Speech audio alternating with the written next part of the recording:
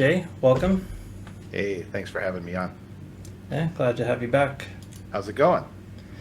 It is going well. Just, plugging away on some new projects over here. We got some new stuff coming up for the cafe website. That's cool. Yeah, Uh, I'm kind of taking a break between projects, but I think I just finished what I call the widget, and uh, it looks you know, good.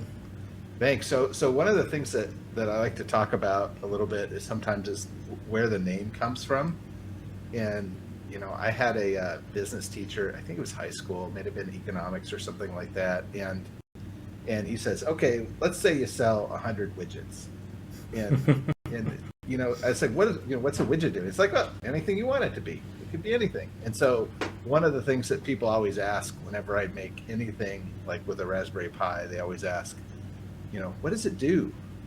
And so Yeah, I get that one a lot too. so this one, it's actually intended for long running. The battery problem is something that I think we all kind of take different approaches to, and I think there's a whole bunch of different ways to kind of slice that up.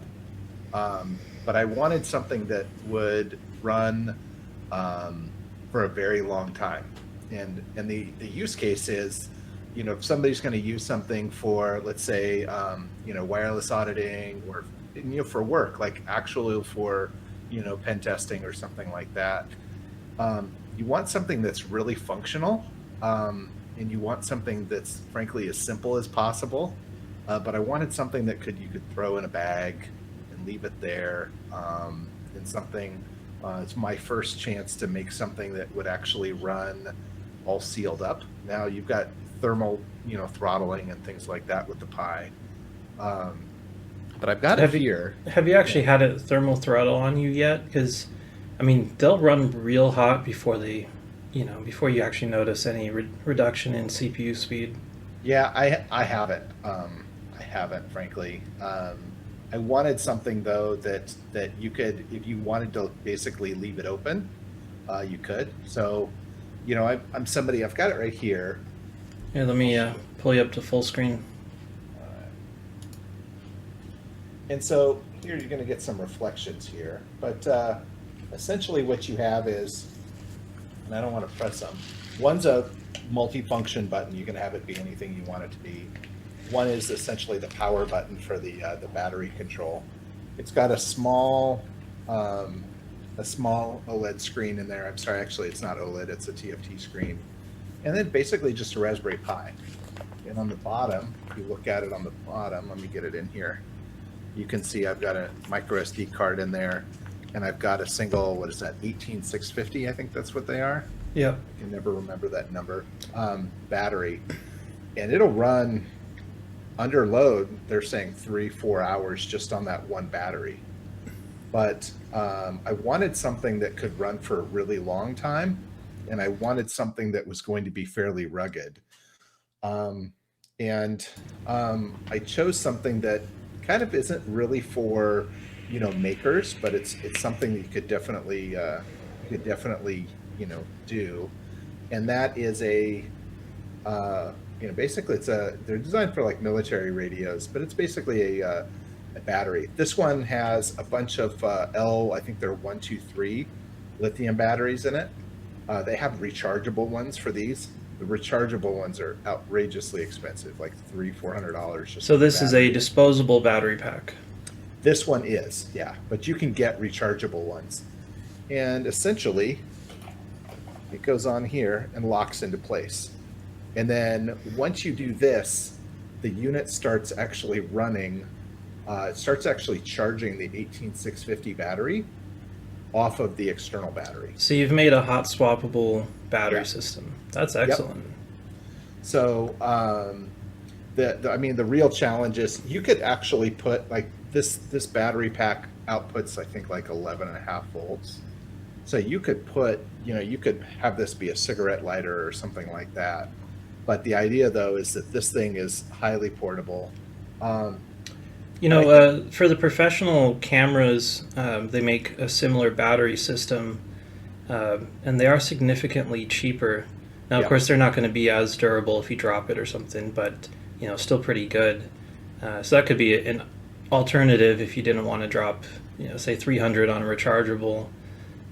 You'll pay 300 for for a whole battery system, the charger, and a couple units yeah, for those camera rigs. that's a really good idea because I know, yeah, and I think like Adafruit even sells like the battery dock as well. So I've that would seen a few adapters for them. People use them to power other stuff all the time. yeah, And they even make some with USB output as well, so you already have a 5 volt. yeah. So this one I did. So that the other thing I think I haven't really talked about because I decided on this one not to do like a write up on it because it's really just a Raspberry Pi in a box. It's a very simple, very straightforward. It's not supposed to be sci-fi. It's a tool. But the one thing I'm pretty proud of on these is I decided actually not to use threaded inserts for the top and the bottom because they don't actually come off that often. Mm-hmm. But what I did was I came up with a way. Take it off screen here. These are thumb screws. There's M5 threaded thumb screws. But what I did was, let me see if I can get this on camera. I made, and it's started to come out a little bit. I could do a better job on that. But basically, this is a silicone bead. And I think I talked in the Discord server. It's got some funny name for McMaster Car. It took me longer to find the name for the product than it did to actually design and print this part. Because this it's small. It's really quite shallow and actually pretty darn rigid. And all it does is have this bead. The silicone bead is basically an 1/8 inch around, and you can stretch it out to make it thinner. You can kind of push it together, make it a little bit fatter. But the idea is that it mates directly on here, and so this bottom plate is just thick enough, and it rests up against there. So it basically goes into these threaded inserts, and you can see this is probably the cover that would get opened a little less often. So it's got the USB-C and micro USB here for the UPS board, and then it's got the display ports down below for the Raspberry Pi. So if you needed to connect it to a display, you just take the port off. You just take that cover off. And on this side, I have a couple of the threaded inserts just as a place to put that extra, this panel. Oh, nice. Just somewhere to store it. Yeah, somewhere to store it. So that way, because I wanted to do, and I started doing some research on making or designing, nylon caps. And there are a ton of like individual USB port, where you can buy a bag of like 50 nylon inserts that cover up, Ethernet or RJ45 or USB. Yeah, I have a few of those around. But actually something that would be like a larger cover, because what I wanted was I was willing to change the shape of the product to match some kind of a silicone cap, and I just didn't find anything. I found there's a cool Hackaday article while I was looking, which was a guy that like used 3D printed molds and then it basically used a caulk gun with silicone and injected it in and made his own low volume caps that he used. So he actually made his own, and that looked pretty neat, but wasn't going to be a good fit, I think, for this one. But from a build perspective, it's pretty straightforward. It's one piece 3D printed that's just the walls, and then a top and a bottom. You could, if you wanted to, get away, like if you were going to sell these or buy I may at some point sell just the top and bottom pieces. But this was one that, I kind of wanted to go in a different direction, wanted to say, you know what, like we see, there's a lot of 3D printed Raspberry Pi cases, and a lot of them are designed to go on a desk. And you know, I have a lot of fun with Cyberdeck designs. I really love seeing the designs that we have from the this from one the right server. here, great on a desk. Yeah. Probably the heaviest case I have, and it really has a lot of nice features. But for everything it's got, they could have just extended this a hair and put a battery system in it, and made it, something you could take with you. Yeah, there's a, and maybe some of this will be solved with the compute module stuff where people will get a little bit more creative. But there's some things that just with the Raspberry Pi that there's some design, I'll just call them flaws. They're not flaws if you just want a Raspberry Pi to sit on your desk. But a perfect example is your GPIO pins in the hat system is designed to stack on top. That was fine when you had a really slow, fairly cool running CPU and fairly cool running, memory. But Right. but the problem is like with that enclosure that you have, I think that has like a metal nub on it that basically goes down and touches the CPU. Which Right, means it this feeds whole into a heatsink, right? the whole thing's aluminum, and it actually has two kind of metal stacks that protrude down. Um, it touches the CPU and something else. I think the RAM. Yeah. And then it has a fan, so it's actively cooled as well. And so that kind of solves a little bit of it. And then it moves the GPIO up to the top. Yeah. So, kind of takes care of a lot of those little annoyances. This really actually is the best case I've ever seen for one of these, even as a power switch. So it does a safe shutdown for it. Yeah. But that right there, I think, is the worst part about the Raspberry Pi is when you turn it off in software, it's still running, but it's running in a low power state, and you can't turn it back on while it's still in that low power state. So you have to completely kill the 5 volts coming in, turn it back on to get it to boot up.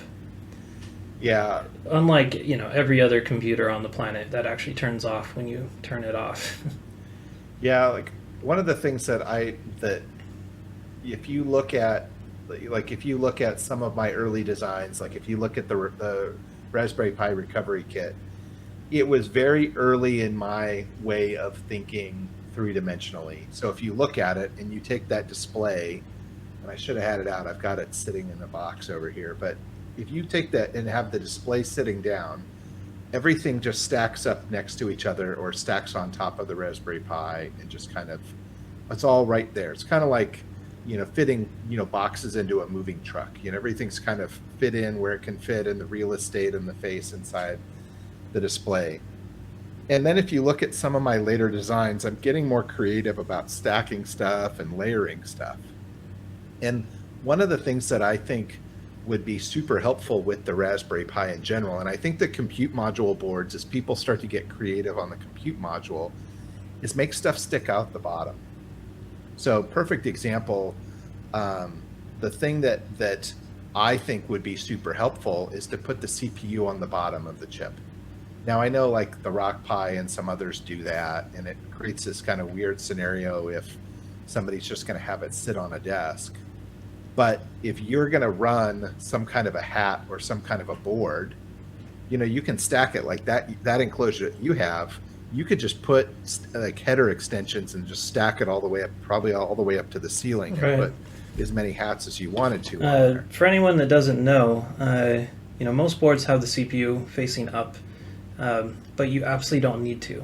Any cooling solution that is, dissipating that heat out somewhere, it doesn't matter if the CPU is facing up or if you place it on the bottom. You're not going to have excess heat coming up through the PCB, which is why pretty much every laptop nowadays has the CPU mounted to the bottom, because they can put the heat pipes and the fans and, so that's done by pretty much everybody.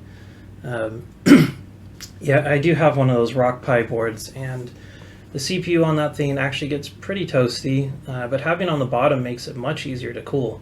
You can just have the bottom plate of your case make contact with it through a thermal pad, Yeah. and then the entire surface area of your case becomes the heatsink, and it can be passively cooled that way if you have about a 4-inch square of aluminum flat sheet or larger.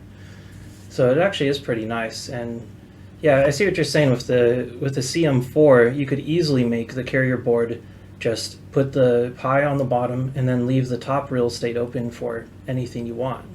Yeah. And that could be simply, perfect example of that.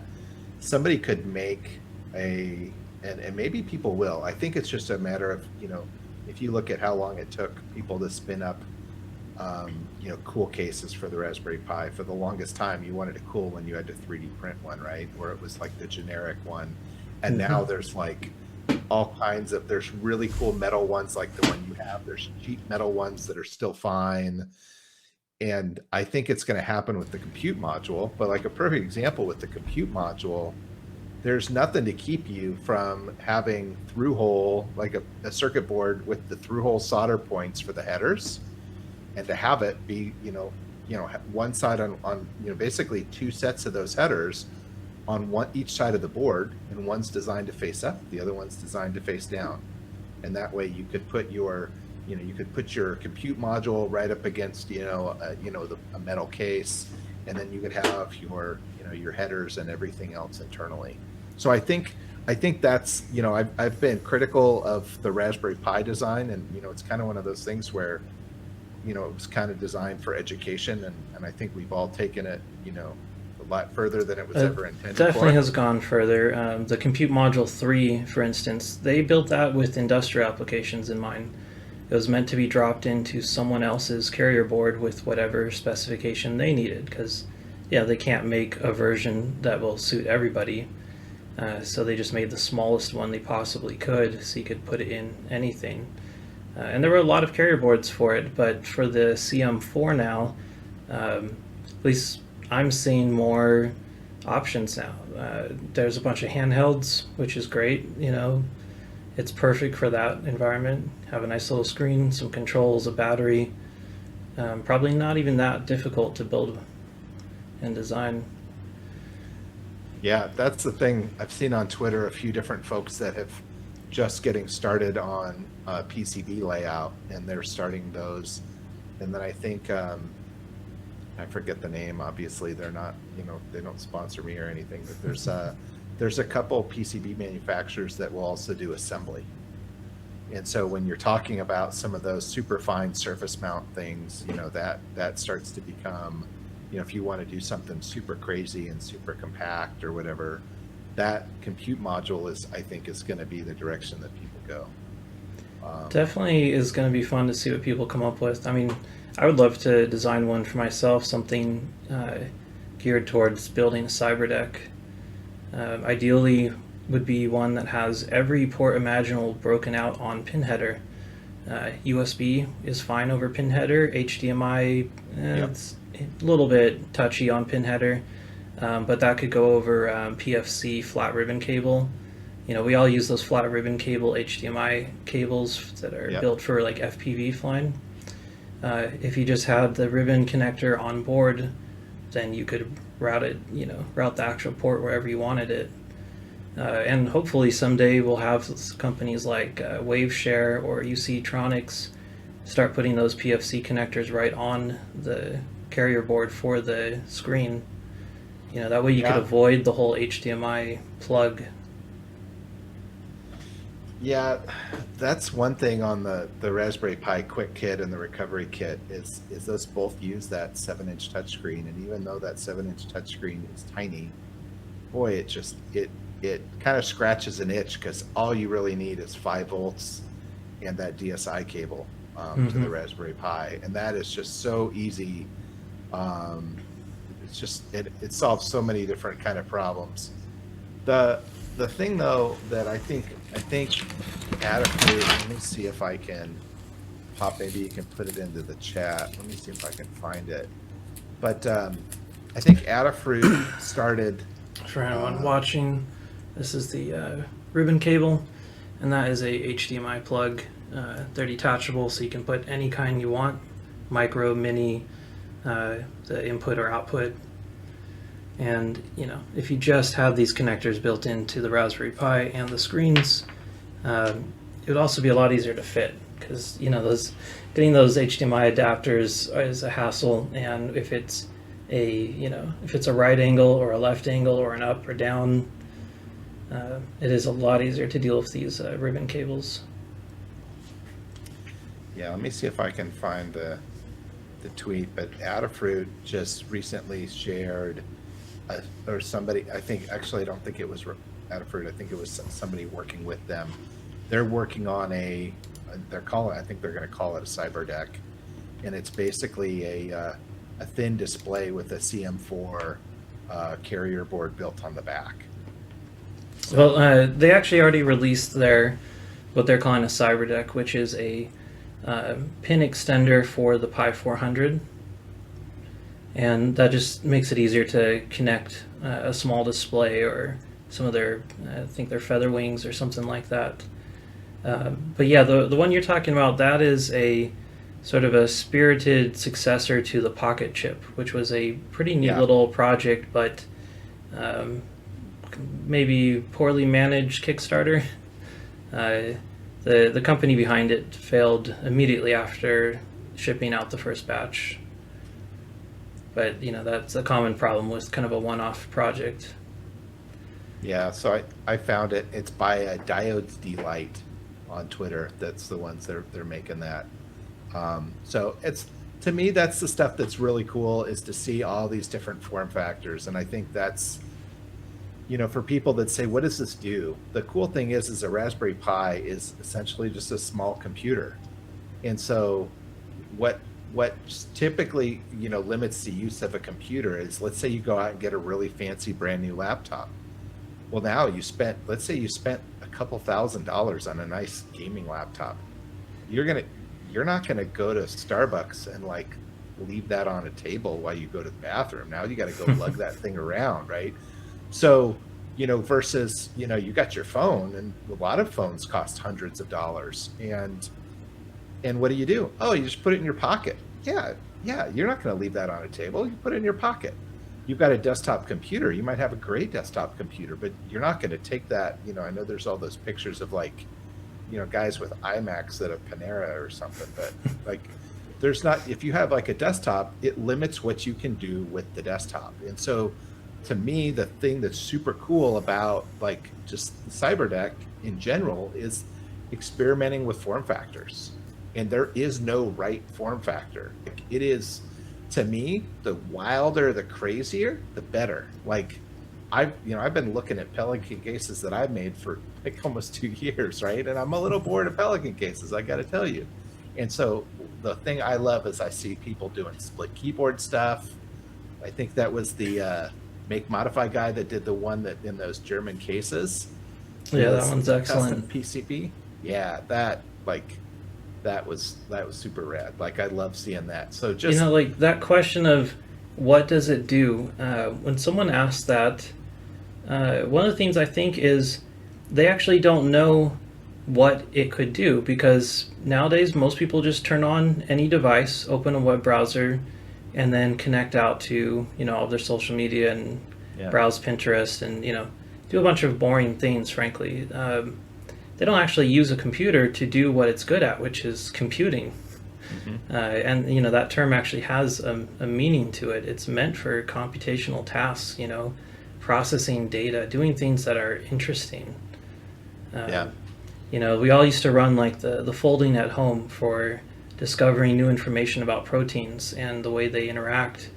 And that project wrapped up because it completed. They actually, they finished folding all of those proteins in that virtual environment, and now they just have to process all that data, and eventually that'll make its way into the medical field and probably lead to a few cures to something. And millions upon millions upon millions of us contributed to that platform.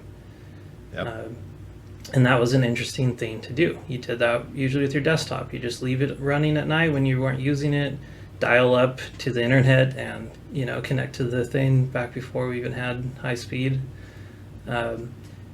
Nobody does anything very interesting with a laptop or desktop anymore, besides like digital media creation, recording things, artwork. I mean, they are interesting things, but when you have a Raspberry Pi in your hand, it's a physical object that you can manipulate, that you can plug a switch into and make that switch do something.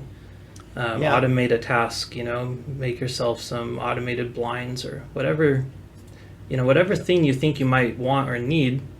And, it's actually fun. It's actually an interesting thing.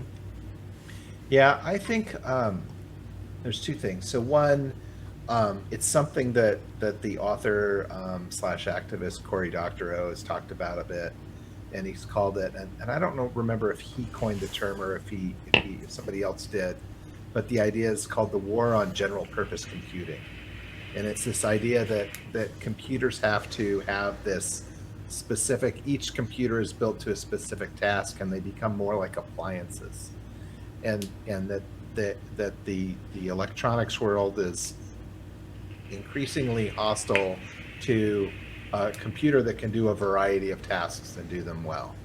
And the challenge is, because if you have a computer that's going to do a variety of tasks well, you have to have full control over that computer. And I think that's the rub, is that I think there's still a lot of interest involved in limiting what people can do with computers. But the other thing, that I've thought about too is, people say, well, isn't this a laptop? What's the difference between this and a laptop? And one, I said, well, this is fun to make. Like, one, and then I'd say two, you can work and upgrade it yourself. Like, I could literally take the old Raspberry Pi recovery kit out of the box and repair it. It's got a cracked screen. It would take me 15 minutes to replace the screen. It's got a hard piece of hardware that's too close to the screen, and if you put it in wrong, it's what cracks the screen. It would take me 12 hours to print a new face to take that part off.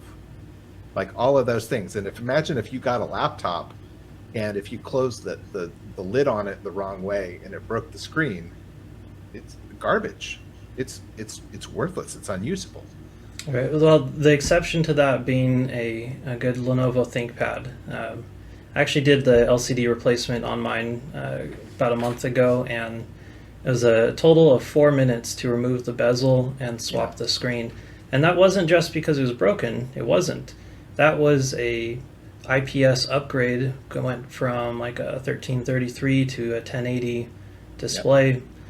And that's one of the few platforms that I really feel like they actually care about their end user. And in a business environment, if you're out in the field, you can't have computers that break and can't be repaired. A lot of people too, when they're asking about building a Cyberdeck and asking for advice, and they tell me that they have an old ThinkPad and they want to like take it apart and use the parts in a Cyberdeck, and I'm like, hold up, you have a Cyberdeck. Just do every upgrade that exists for it, and you'll be so happy with what you have. Plus, you'll have, kind of built something of your own. Make it custom to what you want. I really wish there were like 1,000 more companies like that doing, the same thing, not gluing everything together. Yeah. Can you imagine if ThinkPad, if Lenovo shipped a ThinkPad with, they're doing thinner machines that have memory soldered on and storage soldered on and some things like that. But if you look, there are still the machines where where it's still super user serviceable. They tend to be a little bit thicker, like the one I have here is a little bit thicker, but frankly, you don't notice. And they're not heavy. People think because it's thick, they're heavy. They weigh the same as any other laptop. They just are slightly thicker because all the components have a little bit of a gap between them, which makes it user serviceable. If you glue everything down flat, then it's just, it's a piece of throwaway junk. It's like the way, they make Apple computers. They're very hard to service because all the parts are integrated so tightly. They're good machines, but, it's not going to last you. Serviceability is terrible. Yeah, the one thing I would say, though, is imagine if Lenovo had a ThinkPad and they put GPIO ports on it. Like, imagine... Well, there are GPIO ports. The problem is the extraction layer. We were talking about you know, not having access to a general purpose computer, everything being purpose built. Every laptop has GPIO. It's just hidden behind your BIOS, and your, operating system can't really do anything with it directly. Yeah. And so what I mean is actually like a plug either, on like perfect example where I would love to see GPIO is on the back, the actual back of the machine with some threaded standoffs where you could add your own stuff onto the lid or on the back or a bay on the bottom, that those kinds of things. Like, I'm not saying like it's not there. What I'm saying is leave it there for people to do things with. Right. And yeah, that'd be fun. With the ThinkPads, I've done a lot of mods on them too. One of my first big hardware projects, I got one of their docking stations, which was kind of like it kind of looked like another ThinkPad, and it just clipped on underneath your existing one. So it just made it much thicker. And so I took that and a USB hub, stuck a bunch of hard drives inside of it, stuck a external battery in it, made the thing twice as heavy and twice as thick, but it also gave me close to a terabyte of storage and, about a 20-hour runtime before that was a common thing you could have. yeah. And, that was kind of fun. And it was not that far off from what the stock hardware was built for. It was just a little bit of a modification to it. They used to have a lot more modularity too. You could pop out your CD drive and swap in another hard drive or another battery in the same bay. Yeah, that was nice. You could have 3 batteries in your ThinkPad and, never plug it in. I remember handling one of those. Somebody had one. It wasn't mine. I remember handling it, and I was like, oh my God, this thing is heavy. It got great battery life for the day, but it was heavy. The one that I went looking for a little while back was the super compact one that they had, where when you opened the screen, the keyboard kind of, opened up, kind of pivoted out. Yeah, like the butterfly keyboard. I actually did have one of those when I was a kid. It was a non-working unit though. It was just like someone gave it to me. It was their broken laptop. I was very, very little, and they gave it to me just to play with. I must have opened and closed that mechanism 500 times before I got bored of it. Yeah. It was actually pretty interesting. Yeah. And now, well, the option now is they just make a smaller keyboard because you can just adapt and, type on a smaller keyboard. Yeah. But at least it was interesting. It would be fun to see more modular computers. I know there's one laptop made right now that takes a Raspberry Pi. And it is pretty neat looking. It's a kit. You can get it off Amazon, $300-400. But the place where a trackpad should be, you pop that off, and underneath of it is actually the GPIO and a bunch of other connection points and some RGB LEDs. And that's really cool. It gives you that spot where you can connect things. But you can't leave anything connected when you close the lid. And it's not actually a trackpad, so it has no mouse input.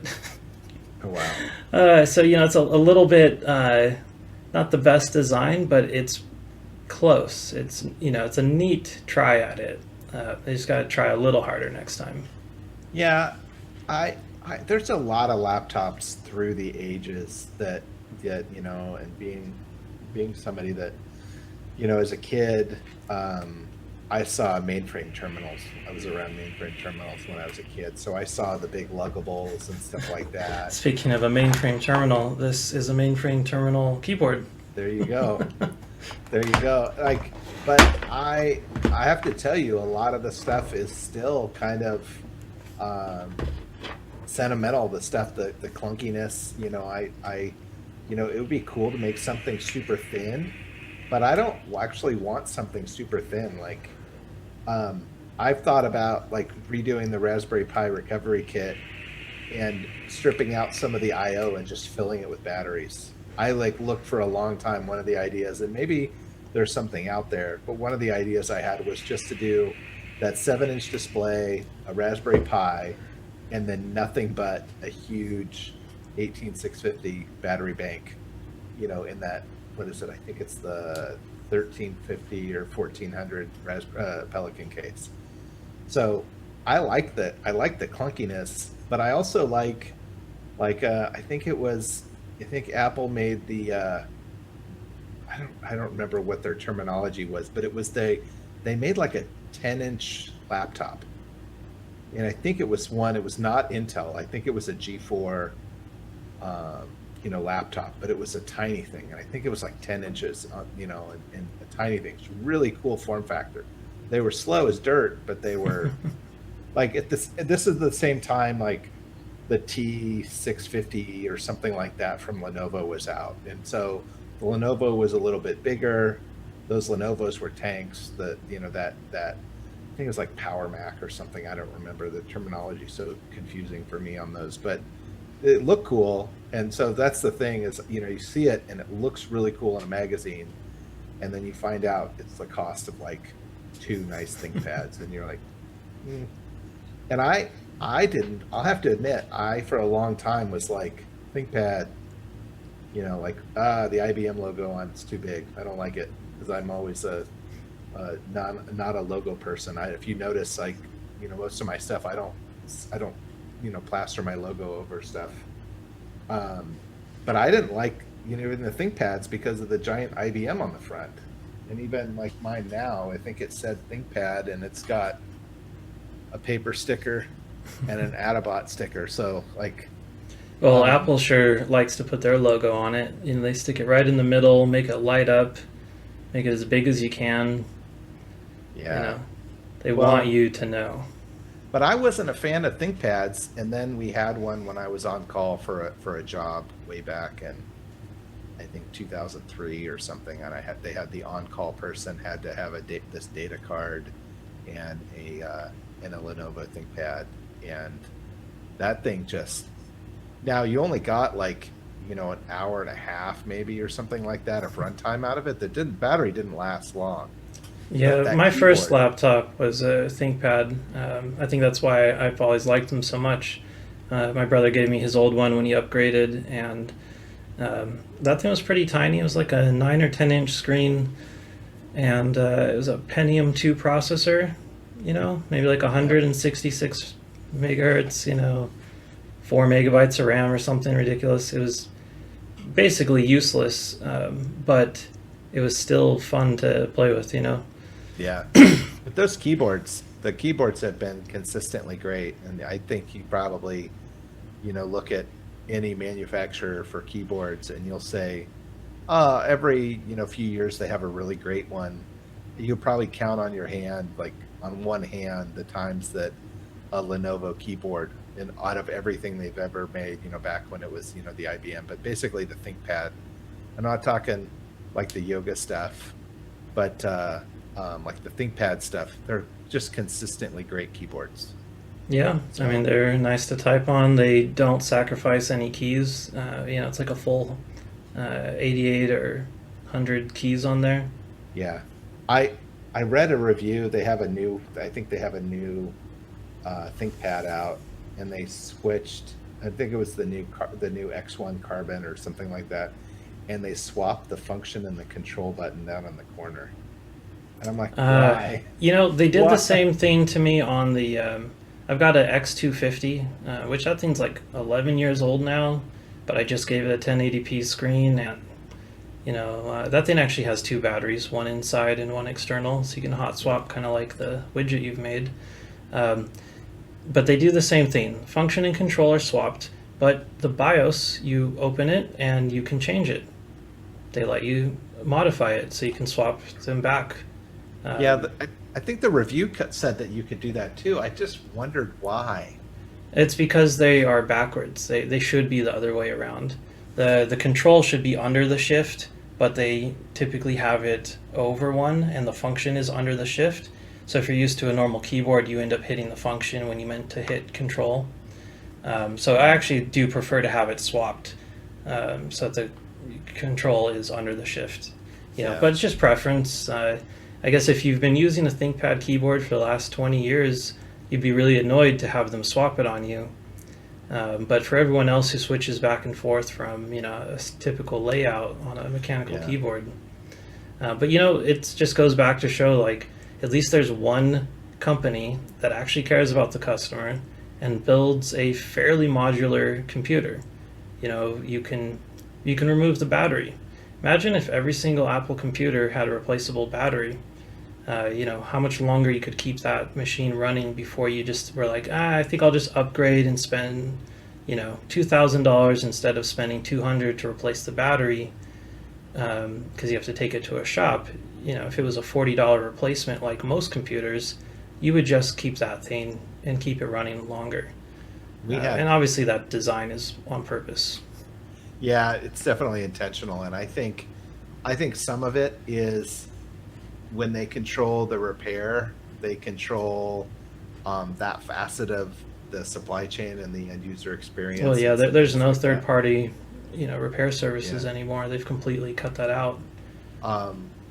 But I think some of it is also that they're trying to make everything thinner and thinner and thinner, and I think I think they reached a point of diminishing returns there. Like even looking at the reviews of they have an i9 MacBook Pro, and then I think they were at Intel's mercy on that one, but you couldn't actually run the i9 under full load because it would thermally throttle, and the fans couldn't actually cool it off. So I had when my kids were little, we had a Core 2 MacBook Pro, a 13-inch MacBook Pro, and that one had replaceable SSD, replaceable memory, and you could open it up, and the battery was just right there. And I think that laptop stayed in service as a kid's laptop for probably 6 or 7 years. And we Yeah. replaced the last thing we replaced was the battery.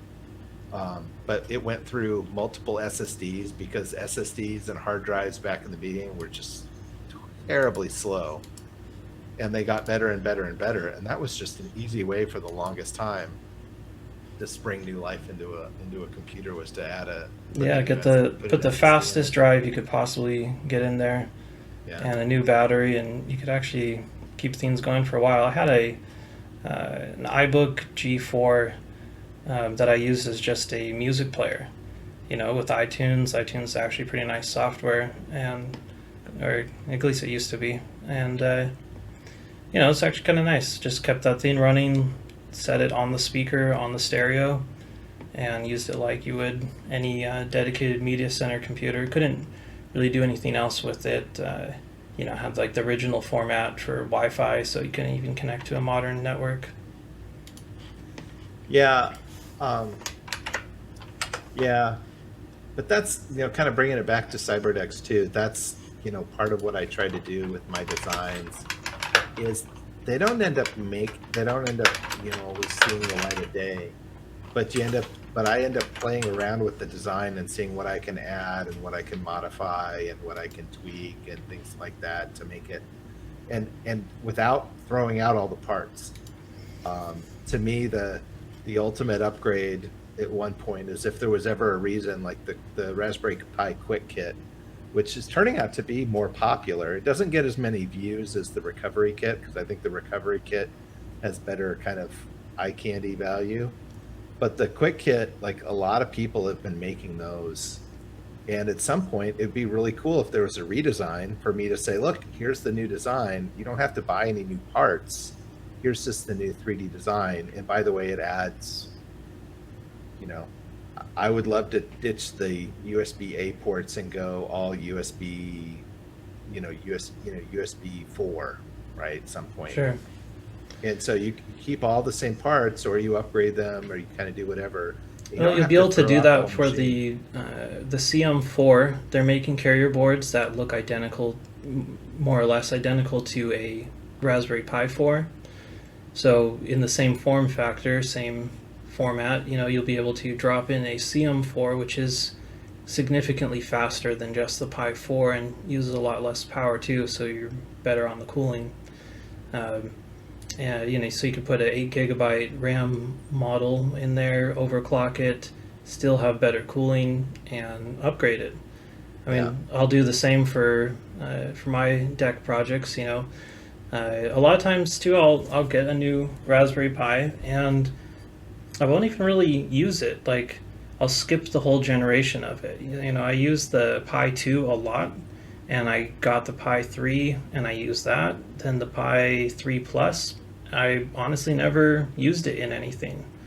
Um, when I was about to use it for my Cyberdeck, the Pi 4 came out like a week after I had finished the project, and I was like, oh, okay. So, you know, took the thing out, popped the new one in.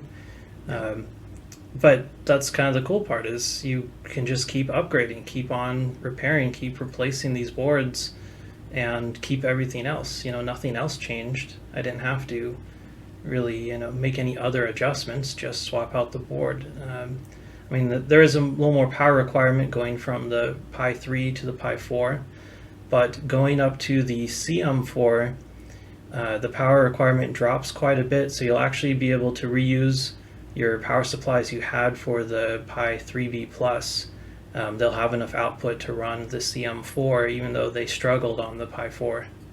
What is it documented, or do you know why that power requirement has dropped so much for the CM4? I think they used a smaller nanometer process for the FET chips inside of it.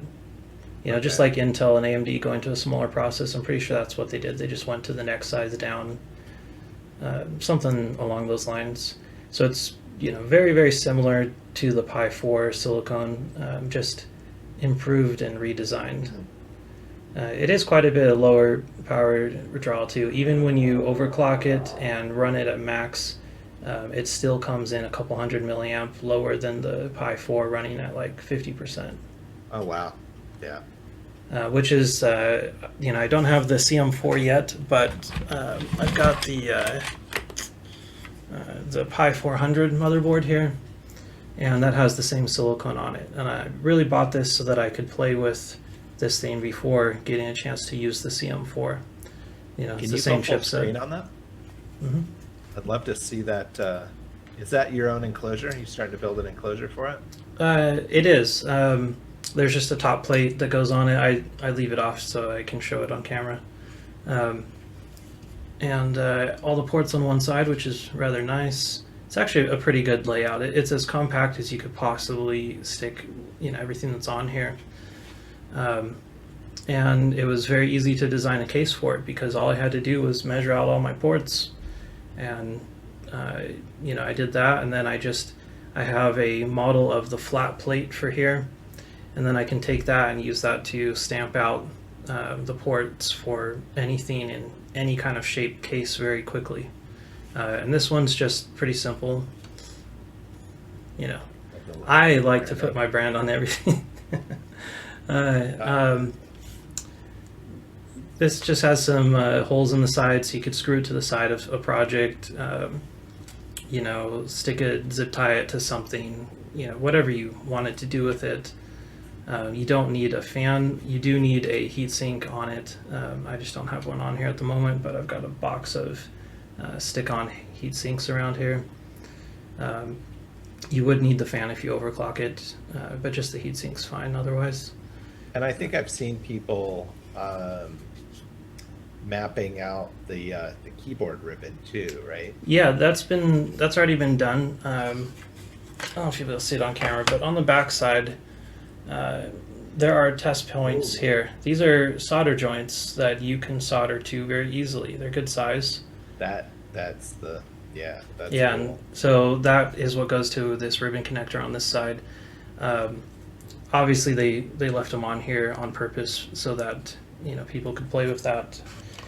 The controller chip for the keyboard is a one-time flash chip. You cannot reprogram it if you wanted to connect a different kind of keyboard. But what you can do is just make a mechanical keyboard that follows the exact same layout and is compatible with the firmware already on that chip. So you can just replace the keyboard that it comes with a mechanical one. I think it's 88 keys though, so it's a pretty good size thing to build. Someone already did it actually. They built it as a ortholinear layout and were able to fit the keyboard on top of the stock Raspberry Pi case. They just removed the keyboard, 3D printed a new one and fit it right on top. It's pretty neat. Yeah, I kind of get focused on projects, and I kind of go off in my own direction, and then I kind of catch up. And I've seen some stuff around the 400, and it's certainly pretty cool. Maybe it's time to pick one up and play around with it. But Yeah, I've got one that I've been working on for a while, and I mean to finish it, but I'm also not that interested in the 400, the stock case. I think it's a very strange shape. Has no flat edges on it anywhere, so it makes it very hard to actually work with the case to attach it to anything. yeah, And I'm much more interested in just using the motherboard. Even if I have the CM4, the 400 motherboard is kind of better because you have the USB built in. I don't need the carrier board, and it's very, very thin. When you have the CM4 on top of a carrier board, it gets quite a bit thicker, and the stock carrier board, for instance, has PCIe on it, which is awesome, but that means you got to add a PCIe USB 3 card, and that takes up as much space as the whole motherboard.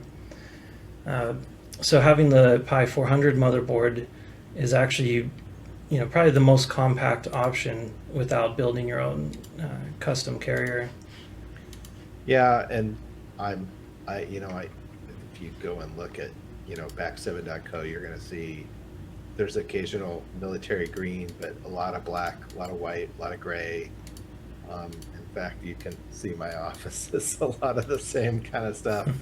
I guess I'm not very on brand today for wearing a blue shirt, but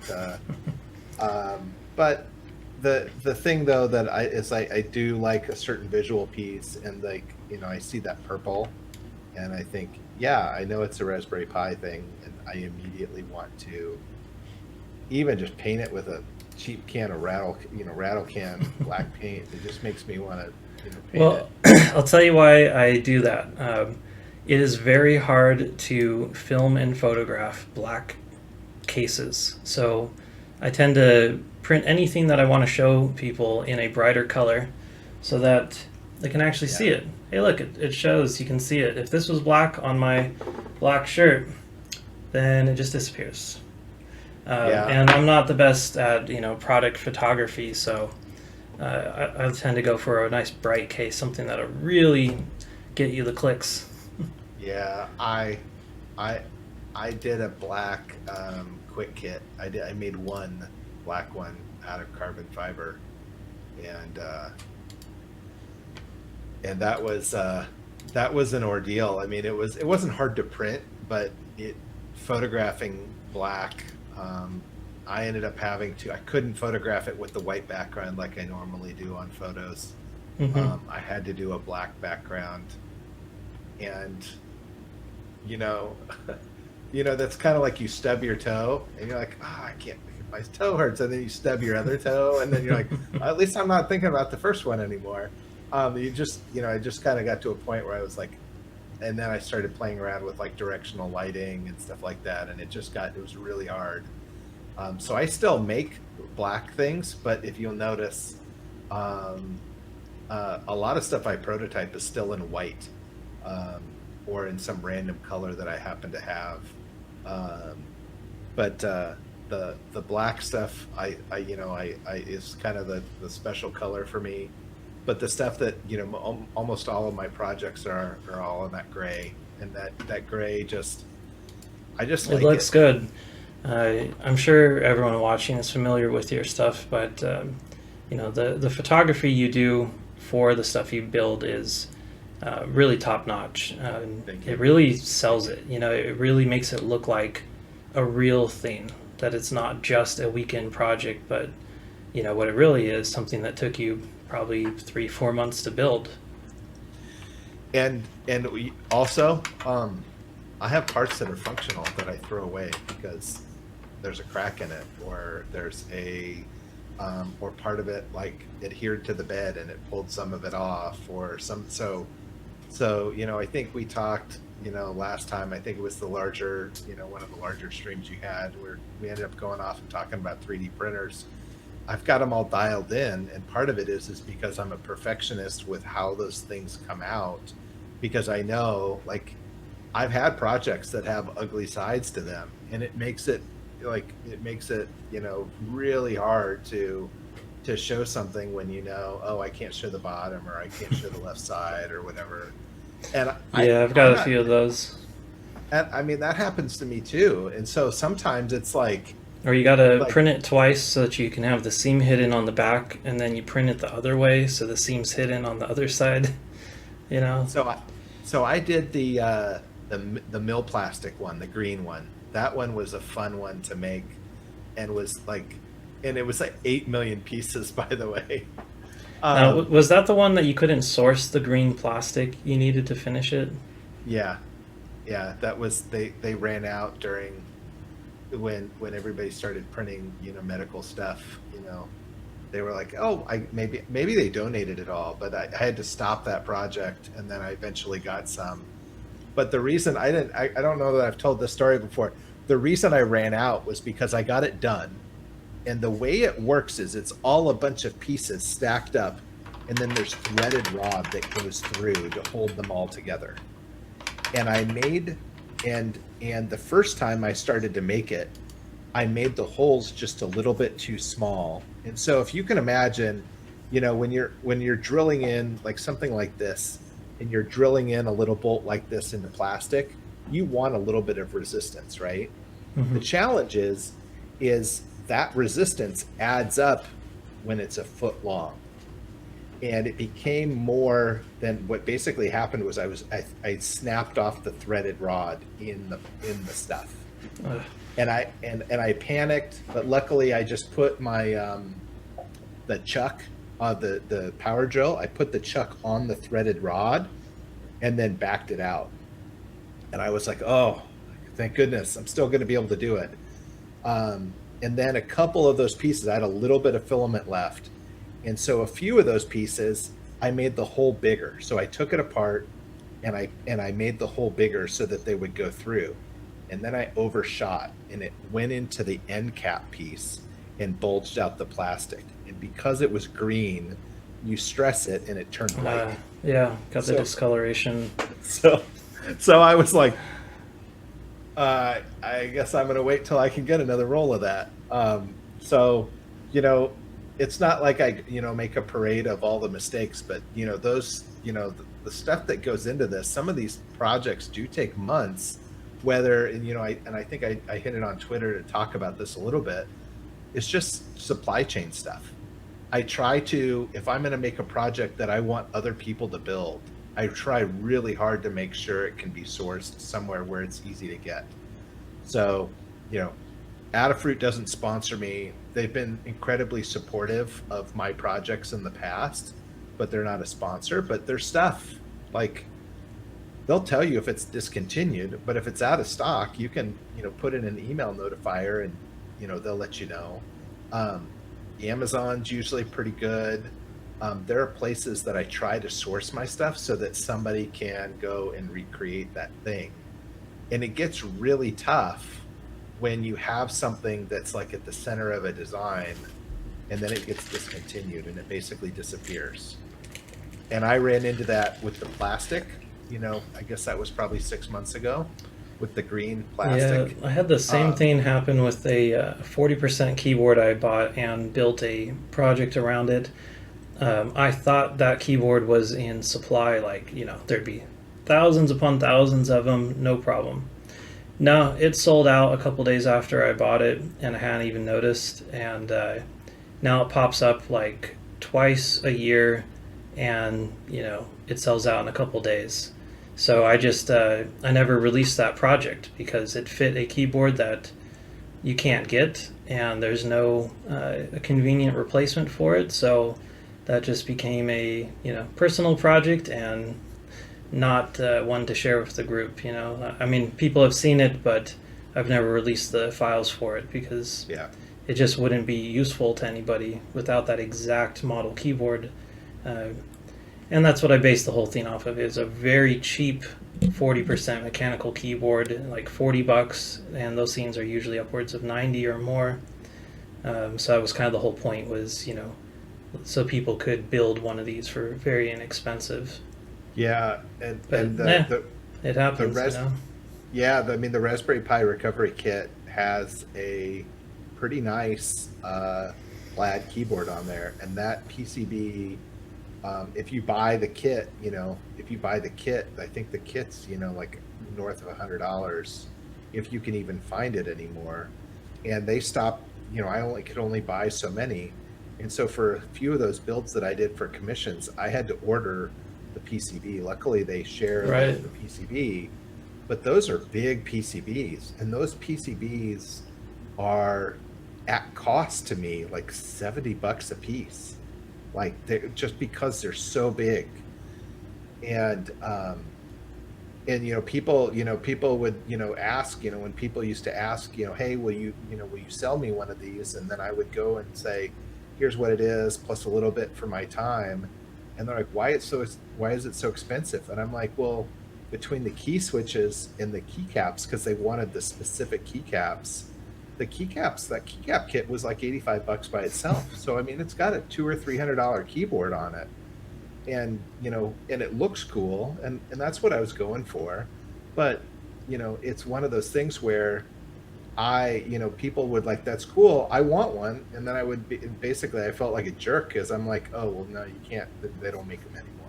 Hey, that's just part of the mechanical keyboard game, It is. If you don't buy it is. when you see it, you're not going to be able to buy it again later.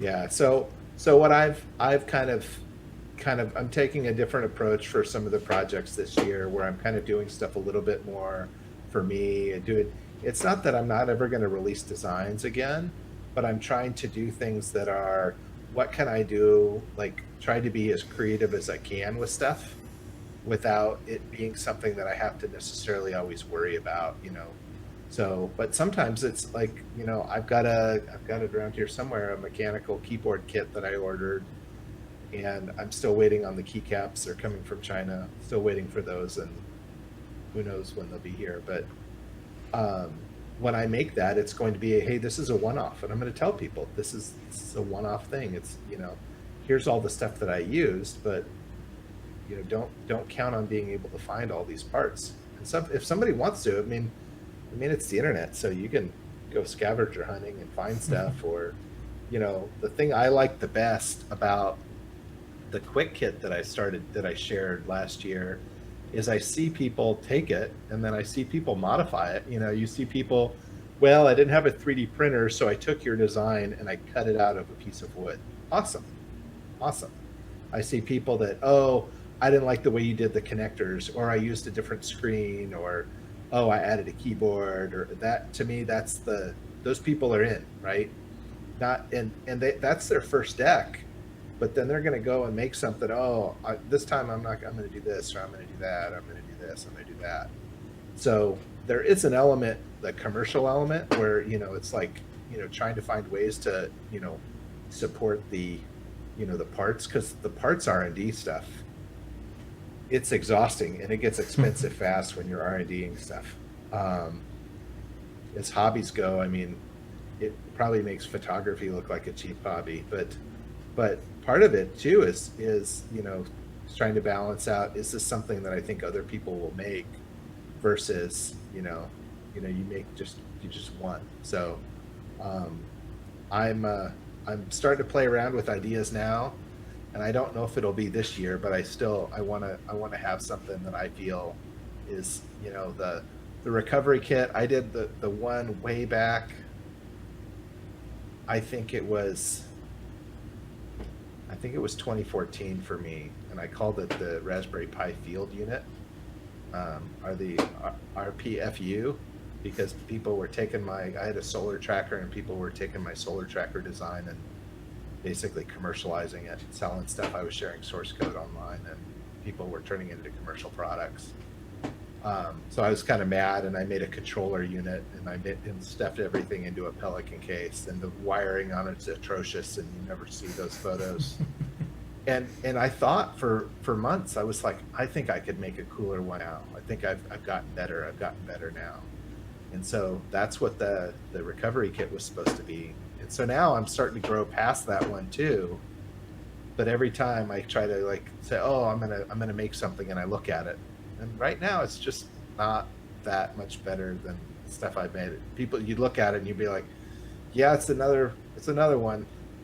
I'm trying to make, so I'm trying to challenge myself there, and show us the widget again for anyone that's just jumping on. Sure, it's right here. So here's the widget by itself.